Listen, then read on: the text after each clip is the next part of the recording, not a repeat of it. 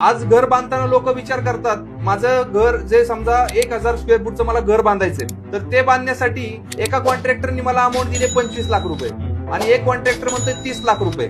लोक विचार करतात की नाही, जो 25 लाख रुपये म्हणतोय मी त्याच्याकडूनच माझं घर बांधून घेईन. पण त्यांनी ह्याही गोष्टी बघितल्या पाहिजेत की तो 25 लाखामध्ये काय देतोय आणि हा 30 लाखामध्ये काय देतोय. कारण 25 लाखामध्ये जर तो तुम्हाला स्टीलचं जे काही वापर आहे किंवा कन्झम्पशन आहे तो तुमचा 2 kg असेल, तर हा 30 लाखावाला तुमचा पर केजीला किंवा पर स्क्वेअर फुटला 3 किलो तो तुमचा स्टील वापरणार आहे. म्हणजे त्या स्टीलमुळे तुमचा तो स्ट्रेनचा पार्ट आला.